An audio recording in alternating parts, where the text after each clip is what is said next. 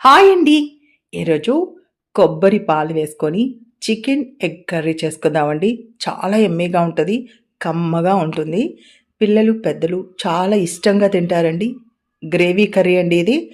ముందుగా చికెను, ఉల్లిపాయలు, టమాటాలు, పచ్చిమిర్చి, కారం, ఉప్పు, ధనియా పౌడరు, అల్లం వెల్లుల్లి పేస్టు మొత్తం వేసి బాగా కలుపుకొని నూనె పోసుకొని పొయ్యి మీద పెట్టాలండి బాండిలో. ఆ నీరంతా ఎగిరేంత వరకు ఉంచాలి. చూసారు కదా! నీరంతా ఎగిరి నూనె పైకి తేలింది. ఈ టైంలో మనం వాటర్ పోసుకుందామండి. ఉప్పు, కారం కూడా అన్నీ వేసాం కదా! అన్నీ చక్కగా ముక్కకు పట్టుకుంటాయండి. ఇప్పుడు నీరు పోసాం కదా! ముక్కామునగా పోయాలండి. అది ఉడికిందాక మనం పొయ్యి మీదే ఉంచాలి హై ఫ్లేమ్‌లో.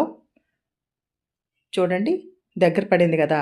ఇప్పుడు మనం కొబ్బరిని హాఫ్ చెక్క బాగా మెత్తగా గ్రైండ్ చేయాలండి.